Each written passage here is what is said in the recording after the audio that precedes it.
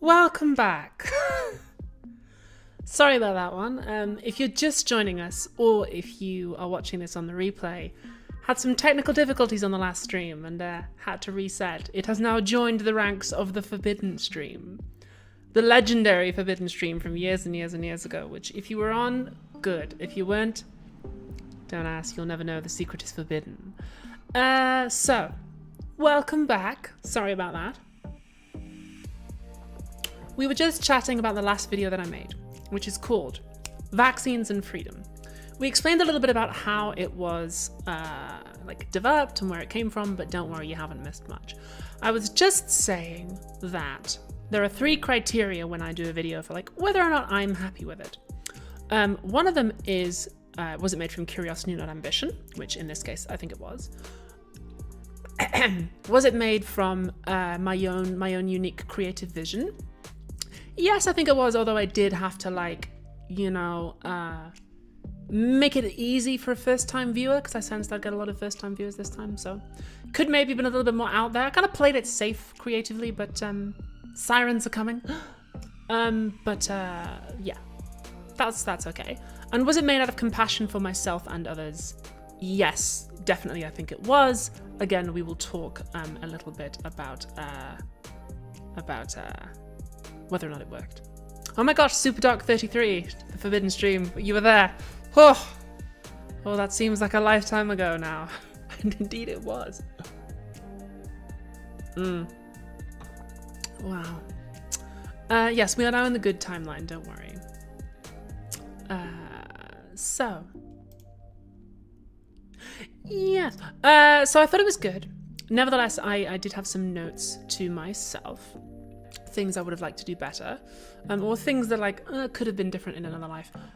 So one of them is that I had to remove, I would say, a moderate amount of comments from the comments section. I knew beforehand that I had to sort of set quite strict rules as to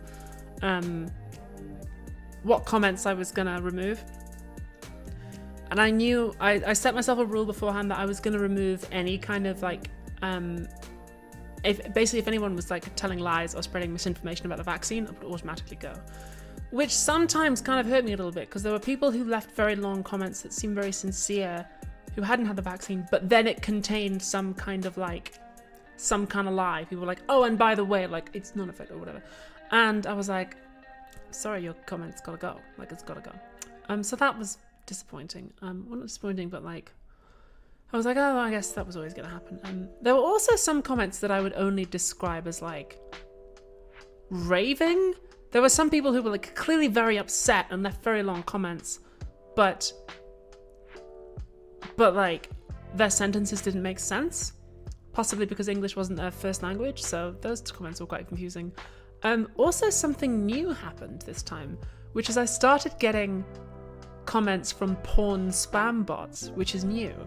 And the way they work is they take an existing comment in the comment section and they copy and paste it, but they have a sexy profile picture and a name to make you click on it.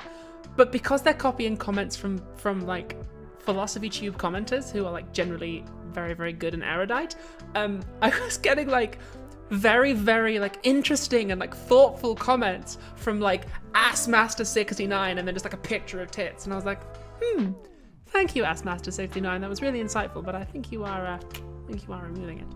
I think you're copying from someone else. I'm just gonna. So in terms of, oh yes, also transphobia update. Not very much transphobia this time. A little bit, a moderate amount. But I removed it.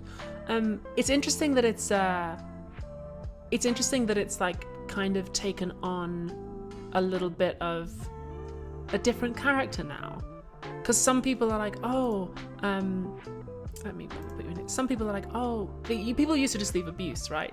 But now I have removed a lot of, or I've automatically muted a lot of the most abusive terms that you can really use against me. So now people just tell lies. They just I had one comment who was your voice doesn't pass at all, and I was like, okay, well, first of all, passing isn't really the goal. Respect is my goal, but also it does. I use my voice every day. I'm a professional actress. I get paid to use it. I'm aware of what my voice is and is not. So people are just like telling lies now, which is kind of funny. I'm like, you've really like run out of stuff to say to me, haven't you? Like, get wrecked. So yeah, I have a zero tolerance policy for transphobia. If anyone's transphobic to me even once in my comments, I just mute the user forever, and you can never comment again. So don't do it. Long COVID. I kind of wish I'd mentioned long COVID. It would have been good. It didn't really come up in the study, and it wasn't something that our subjects really brought up either. But it would have been good to just like raise it, I think, just to like, you know, say it was there. That's good. In general, in terms of like how this video was to make, it was a very difficult shoot because we had basically we had like technical issues. Like Philosophy Tube was usually filmed in like one day, and this was all filmed in one venue, by the way. So I can show you. This is the makeup room, and this is the medical room, and this is the bedroom. And there is there's basically only like one venue in London where you can get a medical room and a bedroom. Like you can just walk. Like this set is like 10 meters from this set, and it's really difficult to find that. It's really difficult to find medical sets at all. Hi, John the Duncan. So there's basically only one venue I could film in, and we had some technical difficulties, so we were about an hour late starting.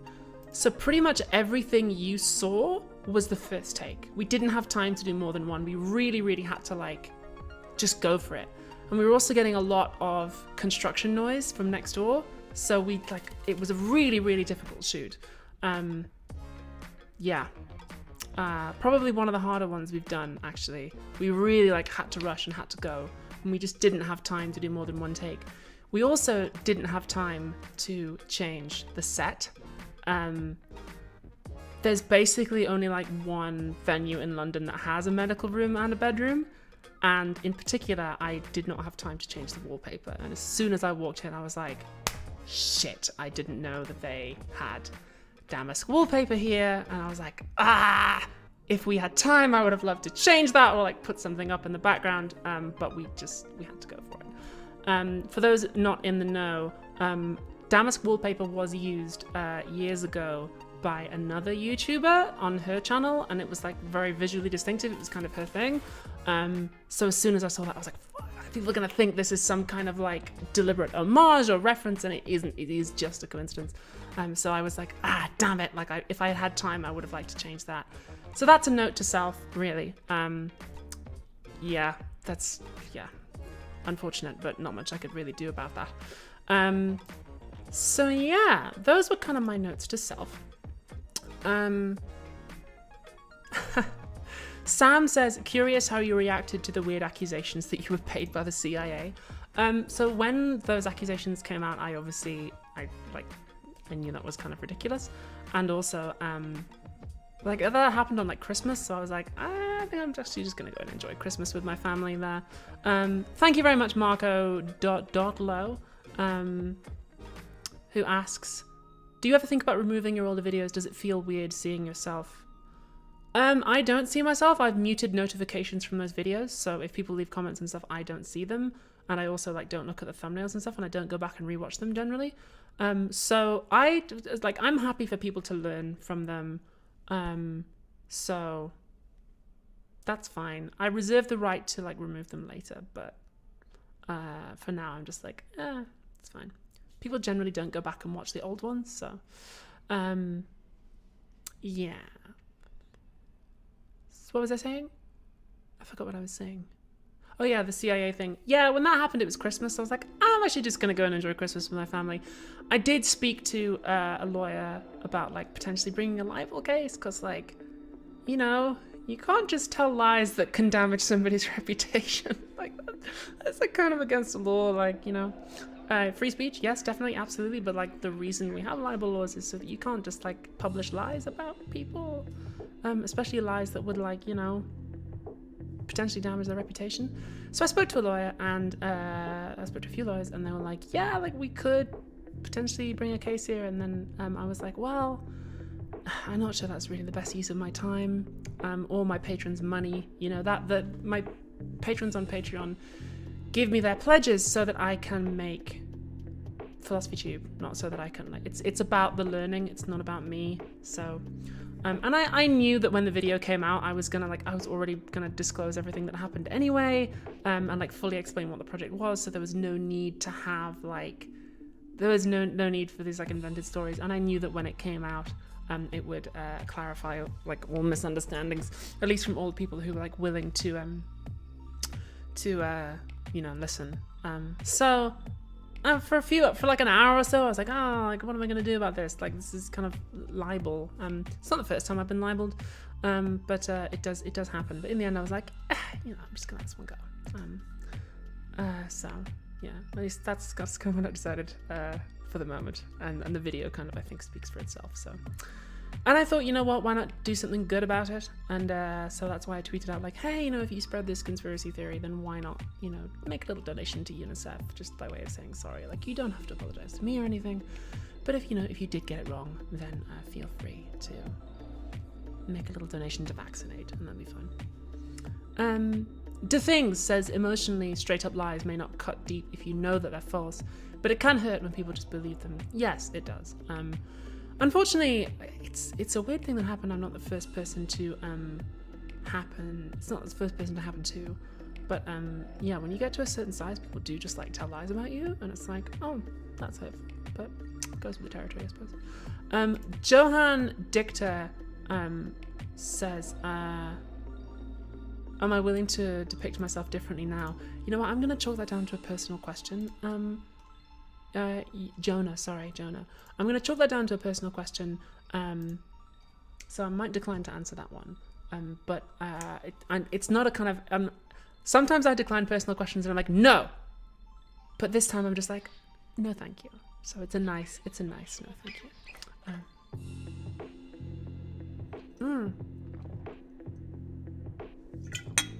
Oh my gosh, core ideas. I'm really, really happy for you. Congratulations.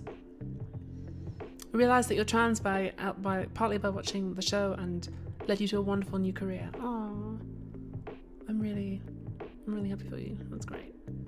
Yeah, Sophie is into the libel zone. Yeah. It happens. It happens to us all. Eventually you do get people do just lie about you. Do you really think that would happen? Do you think people would just go on the internet and tell lies? Yes. So yes.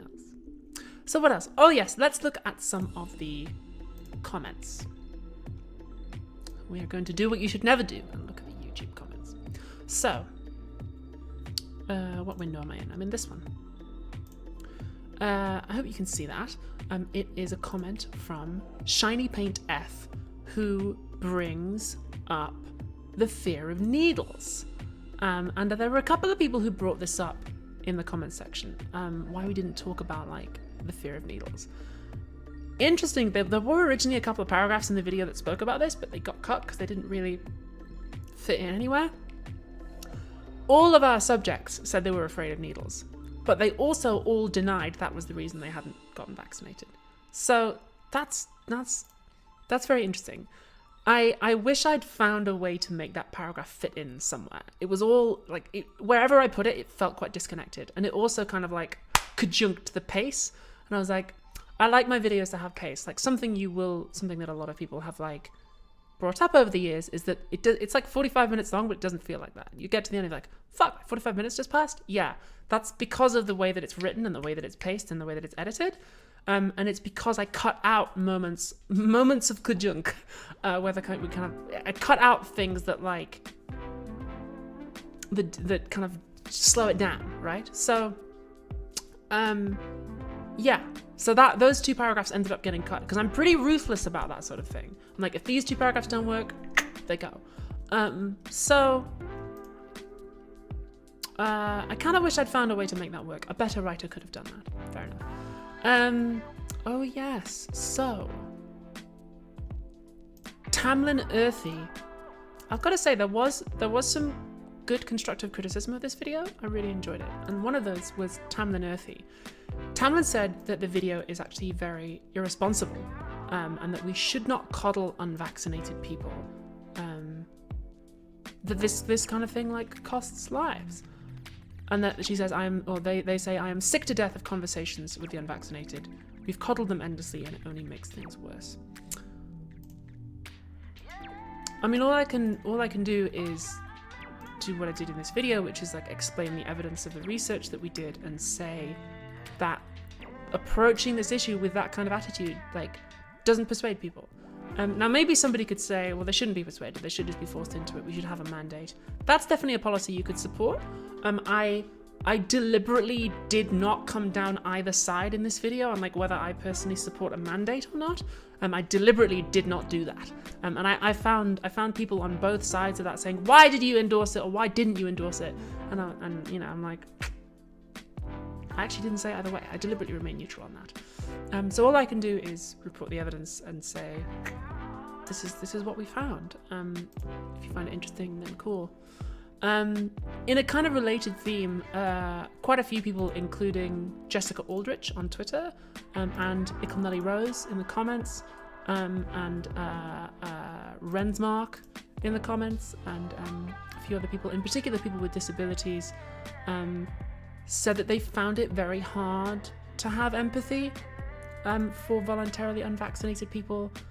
You know, in particular people who've like been confined to their homes because the pandemic has been going on for so long. I got a lot of comments. Probably the most popular comment overall was people like, I understand where you're coming from and I appreciate your empathy, but I've run out of empathy myself. Not only from people with disabilities, but also from people who've lost someone to COVID. And I think that's, yeah, I get it. Like, I get it, to be honest. Like, I think that's fair. It made me think that, like, well, maybe none of us needs to be empathetic to everyone. Maybe that's too big a job for any one person, and we can share out the empathy. For instance, I find it almost impossible to be empathetic towards TERFs and transphobes, even though I know a lot of them are coming from a place of like vulnerability and ignorance and even fear. I find it very difficult to empathize with people who get suckered in by that kind of thing. But maybe somebody else could take on the job of being empathetic to them, and we can kind of share out the empathetic demand from each according to her ability, to each according to their need, as someone once said. So yeah, another group of people that I feel very sorry for are the medical staff who, I'm gonna skip this song, are the medical staff who have to, you know, watch people suffer and die from COVID who could have been saved because they chose not to get vaccinated. So yeah, I more than a lot of videos I do, this one, it doesn't have, I mean, none of my videos have easy answers. That's kind of deliberate, but this one, yeah, definitely. It's not easy. I think probably of all the videos I've done, or certainly in a long time, this is the one where I kind of learned the most from the comments section. And a lot of people disagreed with the approach that I took, but they did it in a really constructive way. And they said that they liked the video, but they couldn't get there emotionally themselves. And I think the word I would use for that was like humbling, honestly. I really appreciated people's feedback in that regard. So thank you. Once again, I'm reminded that like the Philosophy Tube audience is really freaking cool, and not just because Assmaster69 is copying all your comments.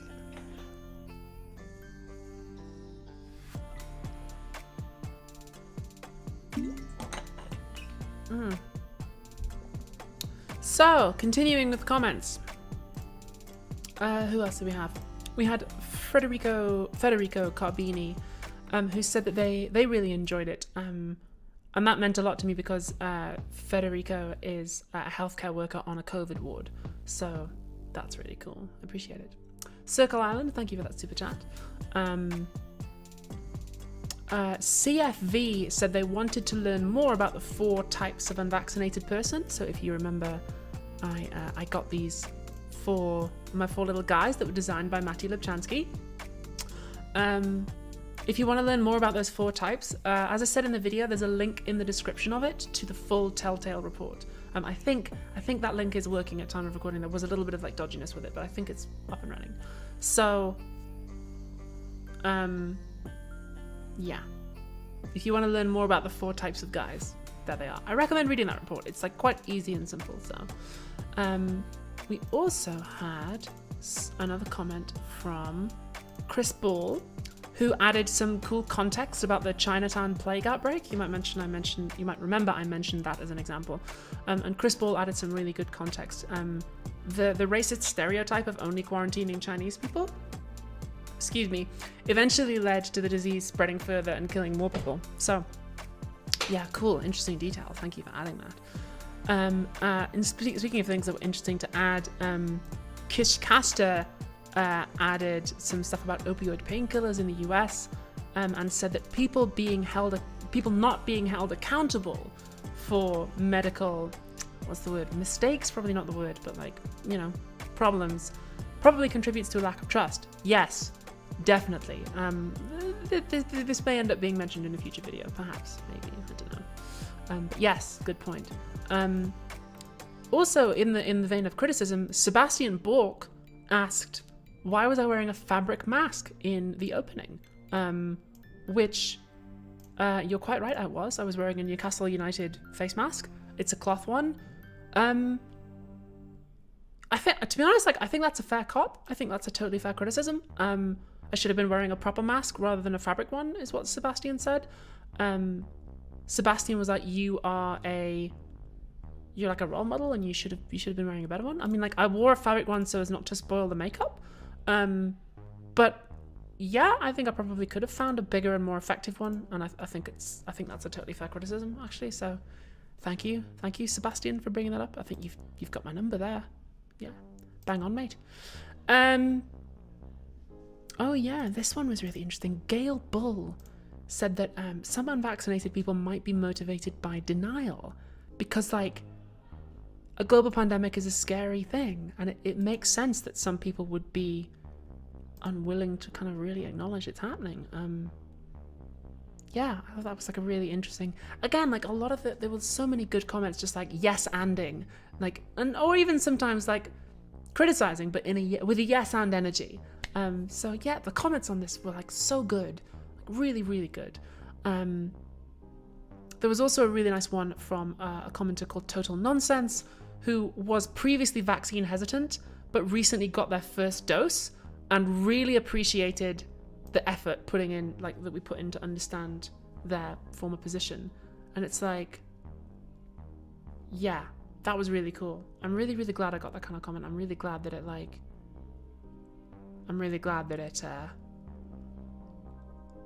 that people felt that way. Like, that's awesome.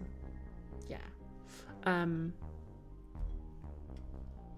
That's like a really rewarding kind of comment to get. Is something like, yeah, like I appreciate this. Like I don't always agree, but yeah, honestly, like the comments on this episode made me feel really happy about like what we do on Philosophy Tube. Yeah, I was really, really happy with this. Thank you for being an awesome audience. Like, I tell you what, like I spend a lot of time around creatives, and I'm feeling emotional, so I shall share this. I spend a lot of time around creatives, and I often have cause to reflect on how awesome like the Philosophy Tube audience are. And I speak to a lot of other YouTubers who sometimes have difficulty with their audiences, and I'm like, actually, you know what? Mine is really good. Like, you guys are really good. Thank you. You're one of the best YouTube audiences out there. Thank you, Lauren Vork, for that super chat, and to Hannah Paley as well. Interesting, Hannah. You raise the possibility of people who are like religious, in particular, like more religious Jewish people who are older who don't trust vaccines. Yeah, I had a suspicion that there might be other types of guy out there not on Facebook. Which is why I flagged that up in the video as a limitation of the study. It would be nice to kind of run this study again, maybe with a different methodology, maybe like with, a much bigger version of it, but and to find out more about that. because, you know, as I said in the video, we only had the people that we could find. I mean, it would have been nice. I think there's more out there to learn. Nej Tivarinte, I'm probably mispronouncing your name, I'm sorry, says, would you recommend it as a student taking philosophy as a solo course or as a joint one? So I started out taking philosophy and theology when I went to St. Andrews, but I dropped the theology after a while, not because I didn't like joint honours, but just I wasn't really vibing with the theology. It was very interesting, and I do still remember it, but by the time I got to second year theology, I was like, I think I kind of found my limit with this. So I was originally joint honours and went single. Kind of up to you. Yeah. Sophie, a good question. Like, is there another type of guy, which is people making money off COVID misinformation? The thing is, like, a lot of the people doing that are actually vaccinated. Like, you know, a lot of the news hosts and so on who are like making money off anti-vax stuff, I like vaccinate themselves. So I don't think they'd even really show up in the study. I think they're just like propagandists.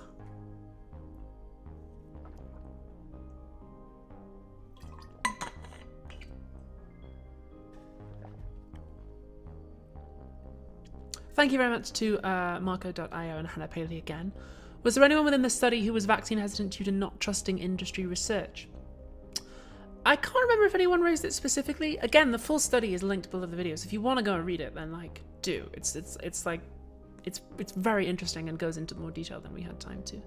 But yeah, I do recommend checking it out. Eric Orang really nailed the vibe of what I try to do on Philosophy Tube. Like, said, I think what I appreciate about this channel is how it takes the time to listen to others, and like so much of the internet and content on it feels like I was trying to win the argument. And I'm like, yes, thank you. Deliberately, I deliberately make my videos as like, knowledge is not competitive. It's not a competitive enterprise. I reject that kind of framing.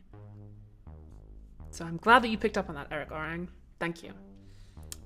That's very, very cool of you. Oh, also, there was one other thing. People really liked the human pussy virus joke. That was like the second most popular comment, was people being like, lol, HPV human pussy virus. Really, really glad. Yes. Really glad you liked that. That was kind of a throwaway line, but I'm glad people really liked that. Lefty Lion, how do you manage to look so amazing in all your videos? I have a stylist and a makeup artist who works with me on them, so that's how. It's all makeup and special lighting, as the Mighty Poosh once said. So here's something fun. Why don't we go through the bibliography and learn a little bit more about like the books that I was using to research the show? If I just rotate some PDFs using the Doctor Strange magic of doing Sherlock Memory Palace shit, I will now be able to show you the bibliography. Hey, I did it! Go me. I hope that you can read this. Why don't I just make it slightly, I'll embiggen it. I'll make it bigger. There we are. Now we can read it. Fantastic. Here we go. So people often ask me like, how do you do your research? What's the process of finding sources? As you can see, there were very, very many sources on this one. Probably about sort of a third again, as usual. So this time, so what often happens is I will find one source, usually like a book, and from that, it will usually cite like a whole bunch of other sources, and I'll go and read all of those too. And this time that is definitely what happened. So my first source on this, and it's great being at home because I can just go to my shelf and I can take it off and show you. My main source for this video was Margaret Batten et al.'s The Patient as Victim and Vector.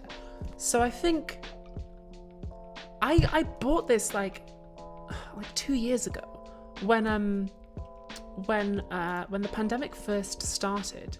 I was like, well, I mean, eventually there'll be some content about this, right?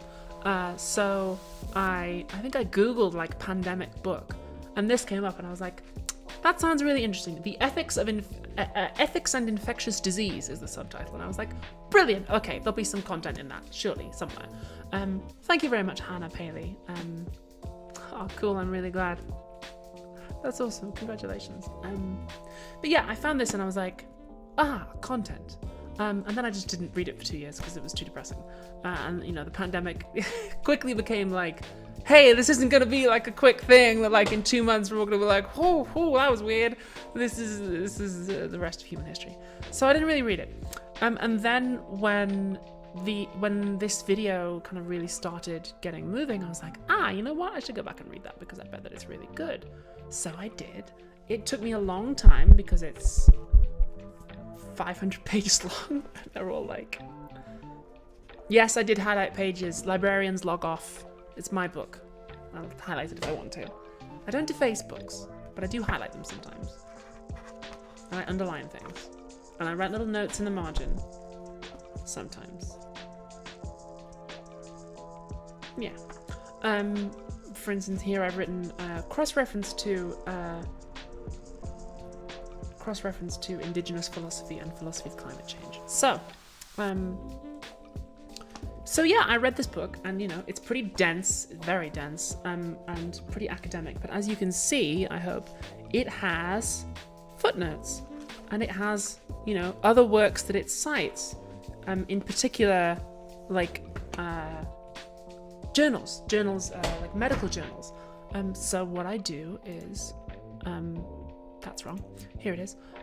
So a lot of these articles in, you know, things like the British Medical Journal and in the Journal of Theoretical Medicine, these are things that are cited in that book. So I was like, oh, that's an interesting point. I'll go and read the paper that they are citing. And so I did.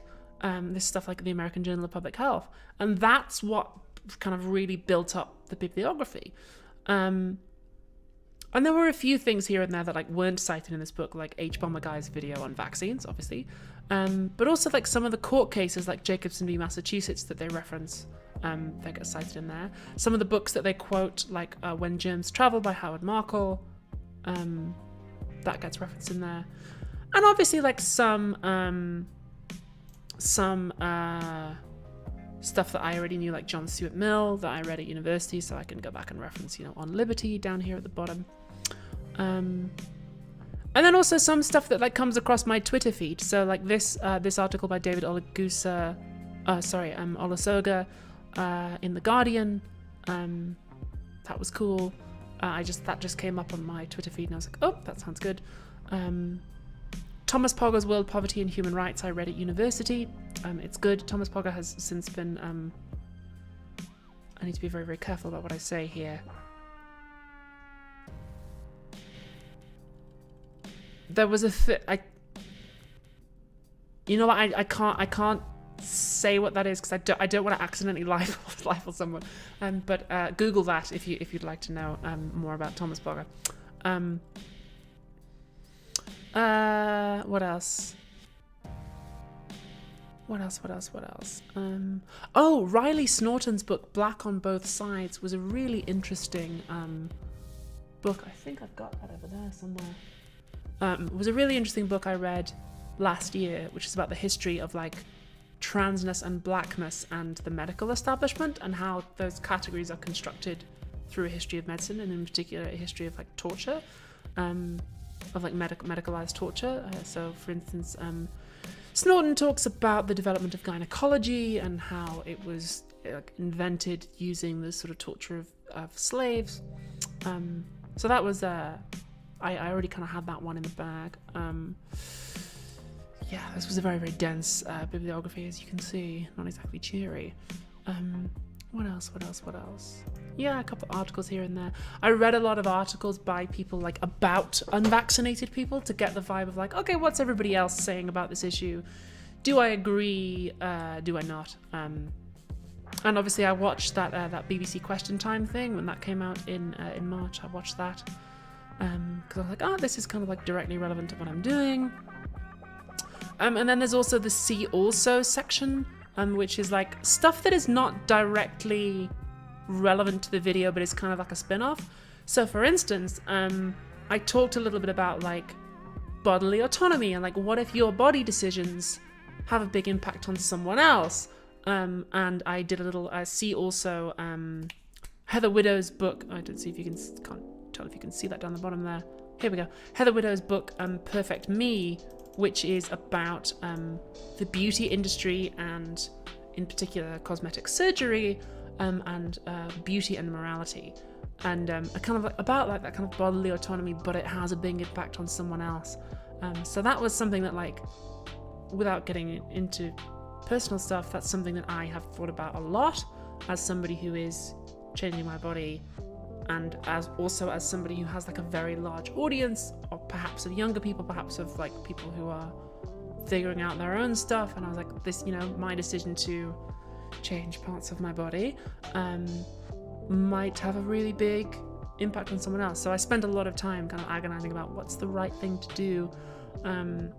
Do I want to be changing my face? Do I have a duty not to do certain things? So if you want to learn more, that's probably not something I'm going to do a video on, not least because the best video on that subject has already been made and is in the See Also section there.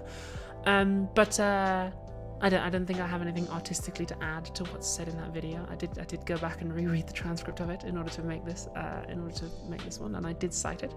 But yeah, if you want to learn more about that, Heather Widow's book Perfect Me is really, really interesting. It's very good, and I've cited it before. I cited it on Food, Beauty, Mind, and I will probably end up citing it again, maybe in my next video. Actually, I may end up citing and talking about it in a little more detail. But yeah, it's good. It's very, very good. And also, I put myself in a See Also twice because I was like, here's something that I mentioned in a previous video. So go and check that out. LAS Plotting says, babe, you must be knackered from thinking every possible consequence through. Yeah, I am. Well, the thing is, like, with great platform comes great responsibility, right? And again, without getting too personal, I mean, we all now know at this point that I had surgery on my face. It's not something I'm going to talk about in detail on the show, but it was something that I really spent a lot of time thinking about. Something that had to be delayed quite a lot because of a TV job that I had. It ended up being delayed by like a year. And I had a lot of time to think, well, am I doing the right thing here? What if like a younger trans person or somebody who doesn't have access to what I, can get, what if that really messes somebody up?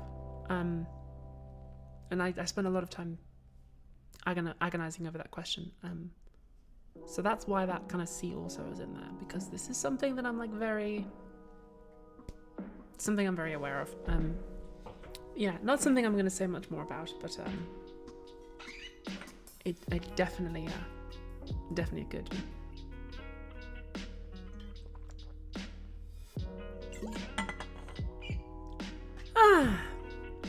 I think we should look at some fan art. Let's.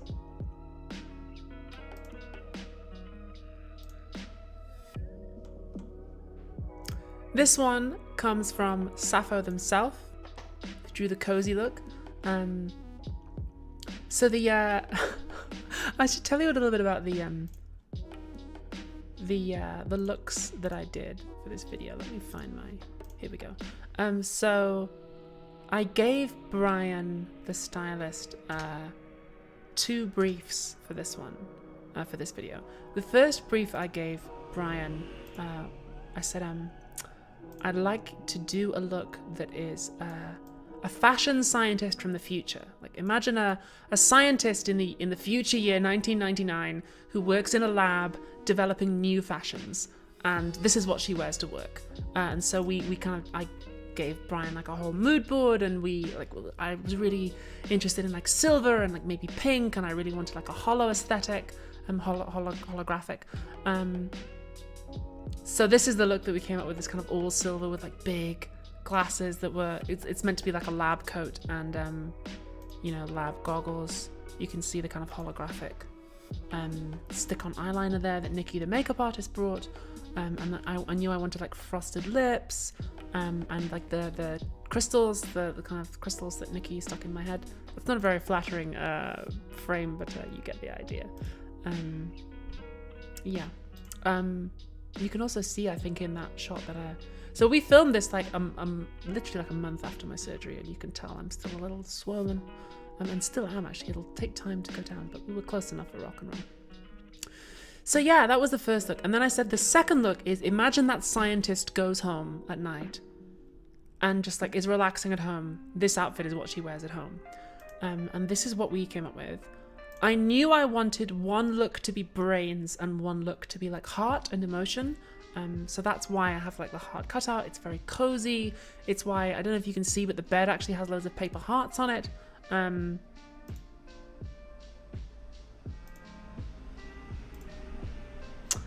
So yeah,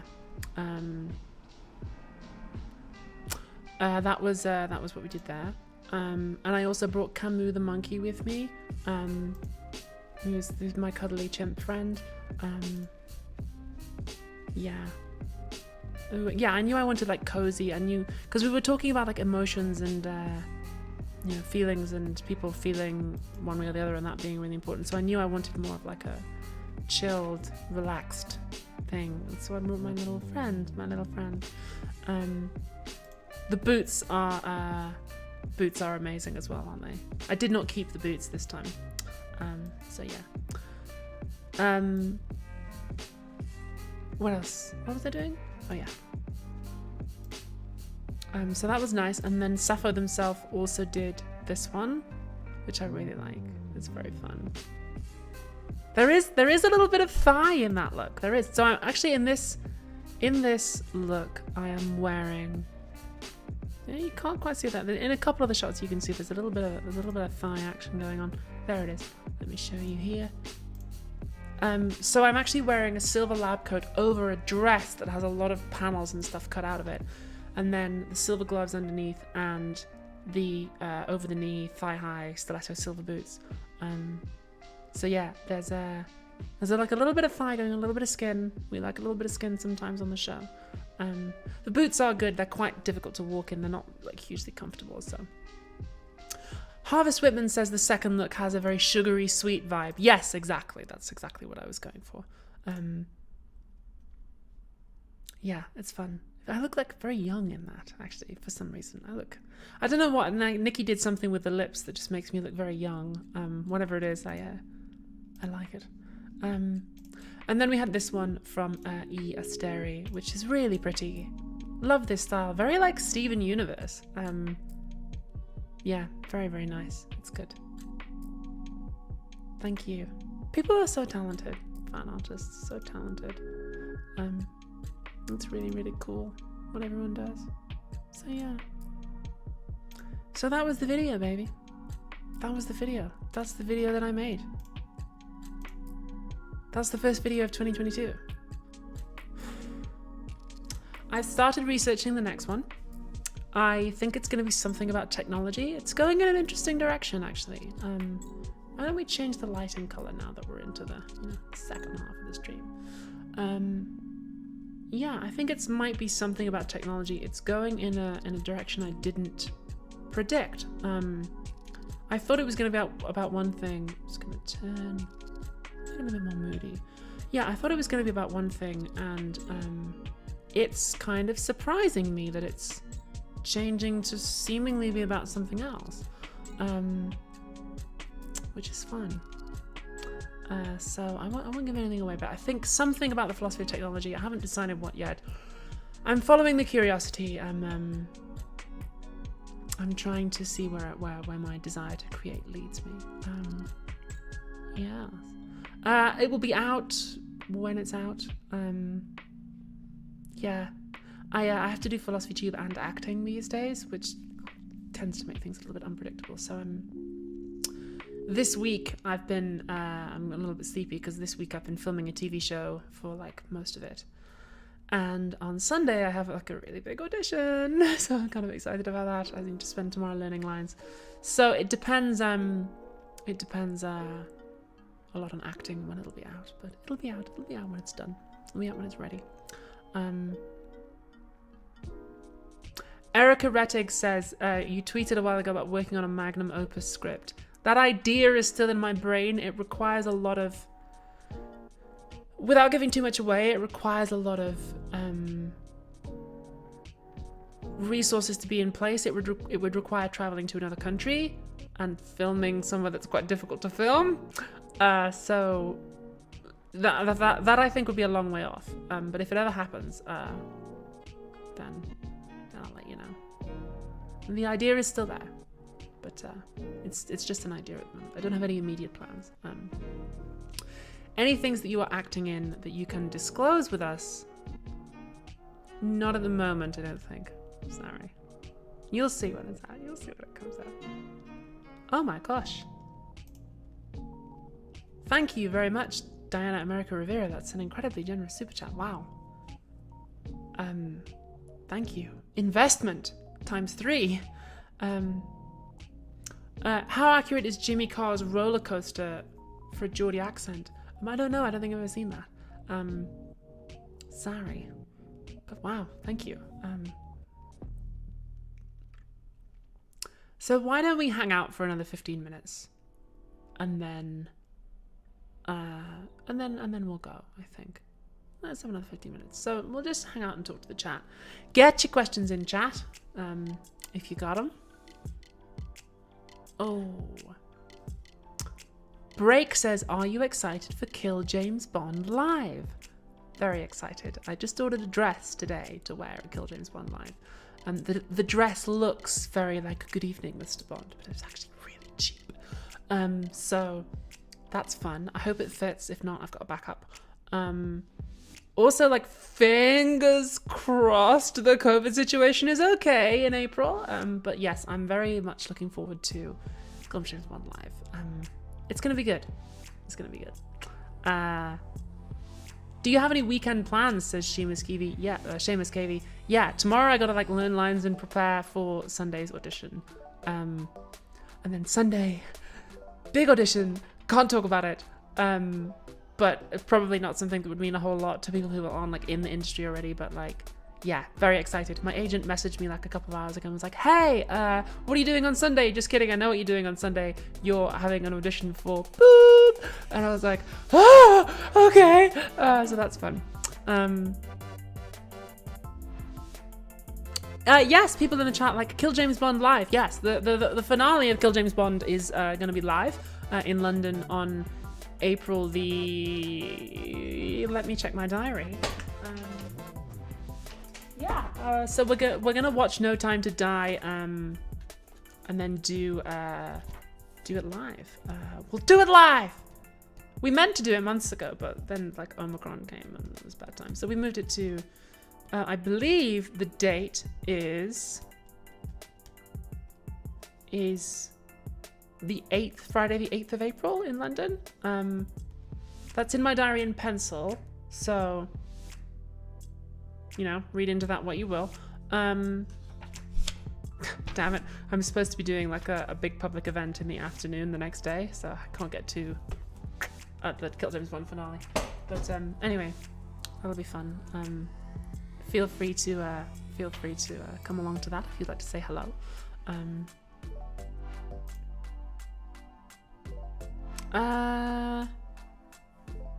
Oh, thank you, Full of a Took. I'm glad that video helped out. That'll be fun. Could you possibly meet any big names if you get your part on Sunday? I don't know who else is going to be in it. Well, I say who else. I don't know who's going to be in it. I don't even know if I'm going to be in it. But I'm looking forward to the audition. And the audition is good. Will there be a video of Kill James Bond Live? I don't know. I've no idea. It's that's not my department, says Werner von Braun. Maybe it will be like recorded for audio. So as long as the audio like comes out okay, you'll be able to listen to it. As for video, I don't know. That's not my department. I just turn up. I watch the films. I turn up to the recordings. Ask Alice and Dev. But yeah, if you'd like to come to Kill James Bond Live, tickets will be on sale at some point, maybe even now. But ask Dev. Dev knows. Dev knows.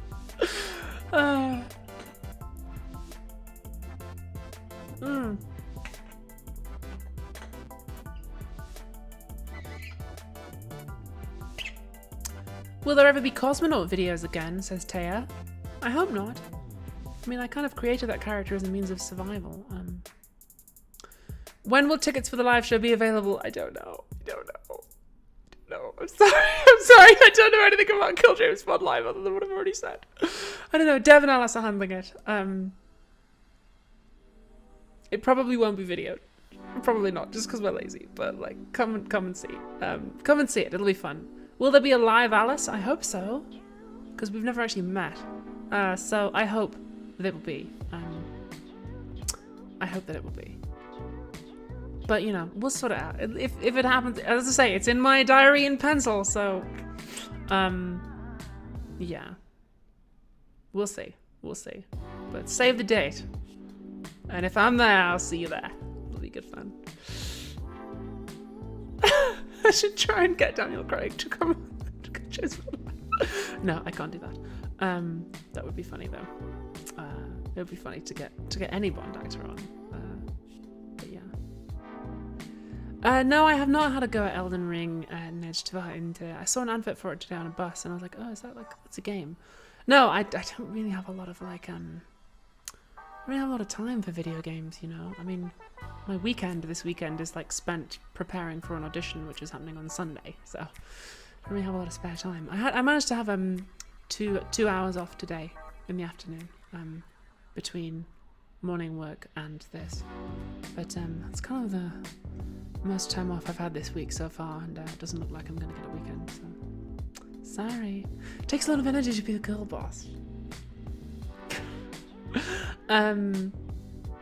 What music are you enjoying these days, says Rosie. Let me go into my recently added section on my phone here, and it's blank. No, today I've been listening to a lot of I've been listening to Katy Perry's Teenage Dream. I tend to get stuck on one song, and I went back to Teenage Dream and I listened to it again a lot, because I also tend to like edit TV or like movies in my head, and I'm like, oh, this is how I would use this song in a film or whatever.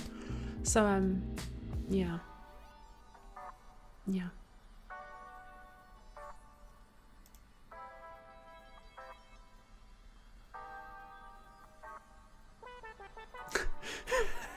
Gas grill gatekeep boss light. I think it was Milo on Trash Feature who said a while ago, like, gas leak, girl gate, boss type.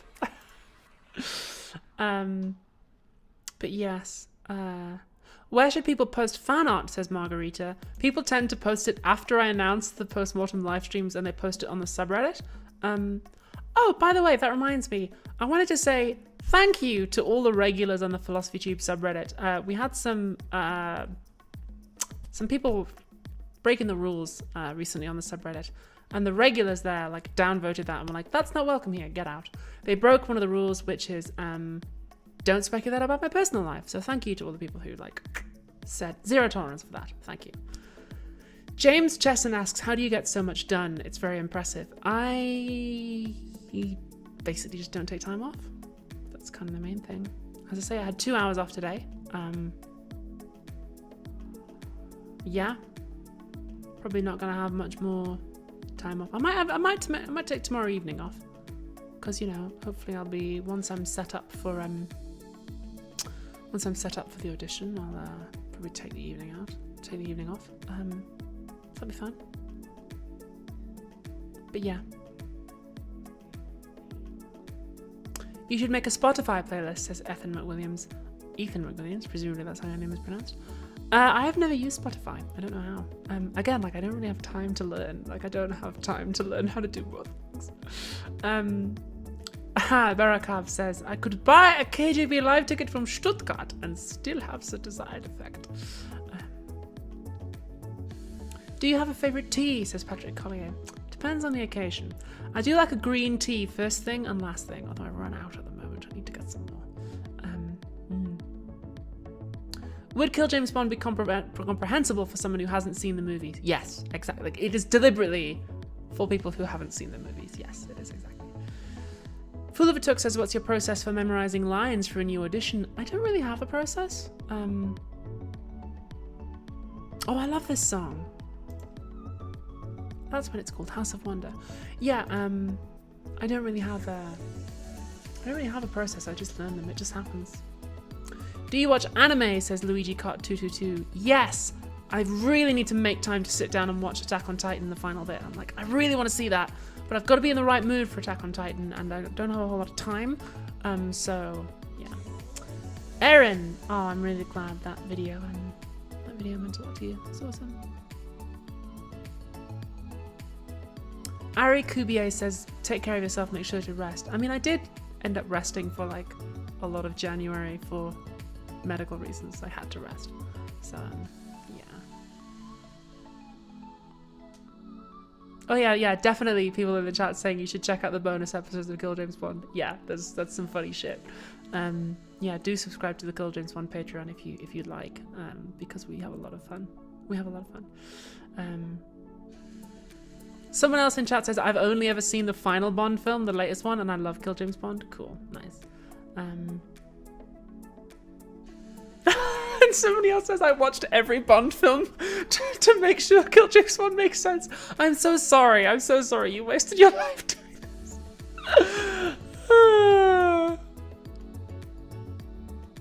I'm excited for Kill James Bond Season 2. It's going to be good. Hey, Kazamashkez says, thank you for the anti-Semitism video. I'm glad that you enjoyed that one. That one meant a lot to me. It meant a lot to me that Jewish people kind of appreciated that video and got something out of it. That was one that I was like, I really got to nail this one. So, thank you. Magnus Deathan says, will you ever go entirely Japanese? No, obviously not. How long will the Kill James Bond Patreon be live after the show is over? Who said the show's gonna be over? Oh, babe. Just get ready for Kill James Bond Season 2. It's gonna be fun. Season 2, Beyond Bond. No. I think we're gonna call Season 2 Assigned Movies at Birth. So, yeah, have fun with that. Kill James Bond Season 2, baby. Noam says, your jokes are so good, how do you write them? I don't know. I just write things that make me laugh. Like the human pussy virus joke. I just like, this is the dumbest shit I've ever I'm just gonna put it in.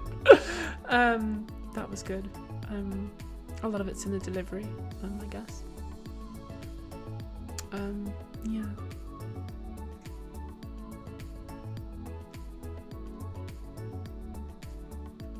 Yeah, of course there's going to be a Kill James Bond Season 2.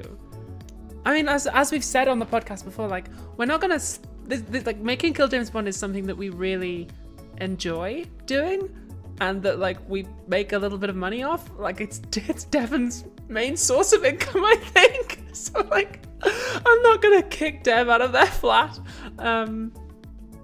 So, yeah, and it's, like, fun, and we enjoy it, and we get paid to do it. So, like, yeah, we're going to keep doing Kill James Bond, like... It's fun. Oh my god, I am such an Emily, but I have Steve Rising. Yeah, so the reason that joke is there is partly because it's funny, but also partly because it tells you, like, okay, these are not like hard and fast categories. Like, they're not astrological categories, which are completely made up, but they're there to, like, to show you that, like, not to take the categories as like absolutely fixed in stone, because they are, you know, like statistical groupings rather than, you know, actual people. So yeah, that's why. Quite pleased with my eyebrows tonight. Once again, I'm giving myself the award for best makeup on the stream. I think Devon does actually pack and ship the Kill James Bond merch. Yeah, I think they do. So, the dictionary joke. Oh, so the joke about the UN law saying that detaining people is a dick move. Yeah, the reason for that is because they're like hadn't. So when I write scripts, often the jokes come last, and very often there's like a place in the script that just says insert joke here, and then I will go back in and fill them, because like the bit of my brain that understands how to pace a script is like, hasn't been a joke in too long, like it's too serious. Like like the audience are like going down, and they need something to kind of pick them up, or there needs to be a gear change, or like a change of subject. And jokes are often a good way to punctuate a video essay. I don't like. I mean, there are writers who are better than me, who can do a video essay that is just like joke. Like I think there's a YouTube video essayist that I'm thinking of who was even in the see also section of this video, who's like exceedingly good at that. Or like, yeah. But I don't write like that. My videos are more serious in tone, and I use the jokes as punctuation. So yeah. And so there's often just like bits of the video where it says joke comes here, and I'm like, oh, okay, what's the joke? And even if the joke is like a little bit sort of cheap, or a little bit kind of like a hey, like a then it just serves the purpose in the video of like, oh, okay, we're back up. Like it's the bounce, right? Or it's the full stop, right? So I write them less to be funny and more as punctuation. If I wanted to, I could like put more jokes in, but I think there is a point at which a video becomes oversaturated with jokes. And if there's too many jokes, I can't take anything serious from it, which is fine if your video is like just meant to be entertainment. I'm not saying that's bad, but I am often trying to like explain a concept or, ask a question. And so I like to have things be a little bit more serious. Yeah.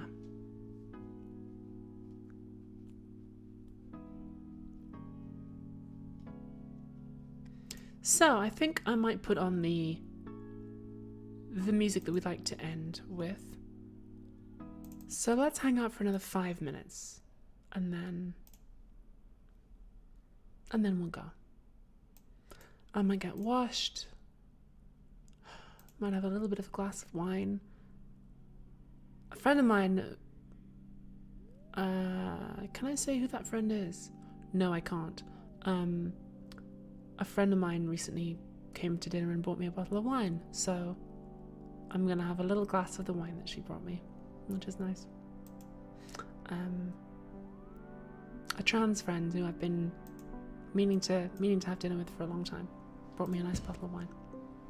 Thank you, Sharp Raccoon Teeth. Wow, that's an amazing super chat. Thank you so much.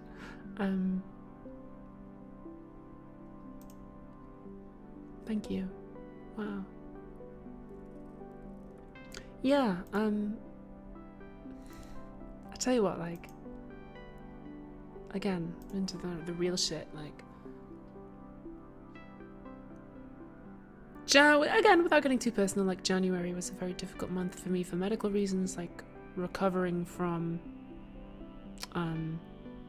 stuff that I did was very difficult. Probably the most difficult thing I've ever done. I was very appreciative of the fact that as I was like lying there in a lot of pain, I was like, well, I've got a job to go back to, and I was really looking forward to getting back and doing Philosophy Tube again. I was like, when I finally got back into it, and in particular when we got back into filming, like filming day, I was like, oh, it's so good to be back. I really love this job. It's good to be back streaming again. If I've got time, maybe I'll even stream a little bit more, now that it's in my home. It's pretty easy to stream now. Yeah. Thank you all for being so cool. I honestly thought that when the video came out, I thought the backlash would be a lot worse. In particular, too. I thought there'd be a lot of backlash to it, actually. But, once again, the Philosophy Tube audience are just like overwhelmingly really positive and kind and very understanding. It's really nice that, like,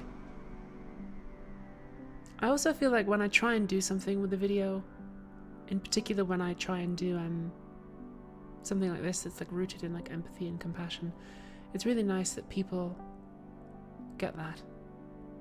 I'm consistently like amazed by the fact that people support me on Patreon. Like, it's wonderful. It's on, like, as I was saying earlier on, And I think we got stuck on something else. I spent a lot of time around creatives, and I'm frequently like, wow, I really do have an amazing job, you know? So yeah, we recently passed 1,100,000 subscribers too. So like, I was like, wow, are we ever gonna hit 2 million? Like, that's unbelievable. This video really highlighted to me how grateful I am to all of you. So thank you. Thank you for being so cool. I am all mushy now. I'm all gooey now. So I'm choking. Kit McNeil. Yeah, I mean, I do kind of do that deliberately. Like, I try to. I'm very aware of like influencer, like having influence, and I try to like be nice. Like something I said on the Philosophy Tube behind the scenes documentary is I try never to get angry on camera. I try never to be upset or like venomous or critical or nasty, because I don't want to model those kinds of things to people, you know.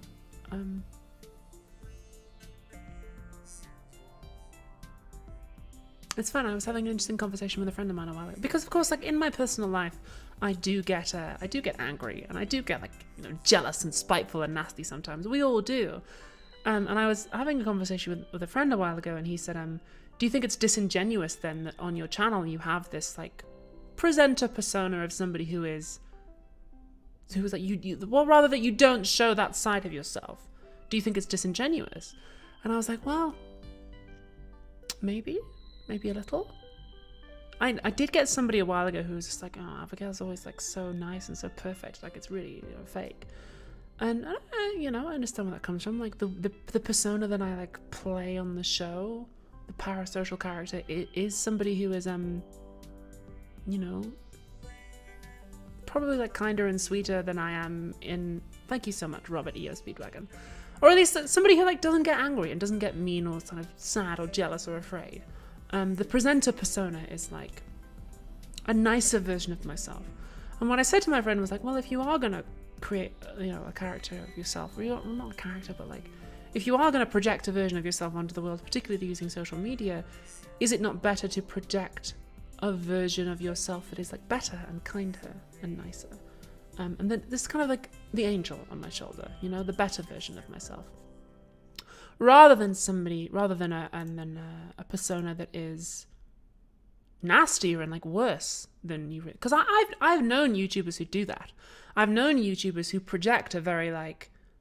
I currently know YouTubers who like project a very cynical, like snarky, you know, witty persona, and who are actually like deep down, like not even deep down, but like in real life, just like very, very sweet, like vulnerable, sad, you know, wonderful people, but who project a kind of like very hard-nosed, like don't fuck with me vibes, because the internet can be so like, this is the synthesis of the ideas, this is where this is coming from, this is why I'm talking about this, now I understand. But who project that kind of like vibe because the internet can be such a harsh place, and because they're like preemptively expecting their audience to like come for them, so they're like, fuck off, don't work with me, like don't come at me. And I don't do that. I don't project those kinds of vibes. If anything, I project like, you know, I try to project nice vibes. And it's really, really nice that the audience respond to that and that it works. It's really, really, really good.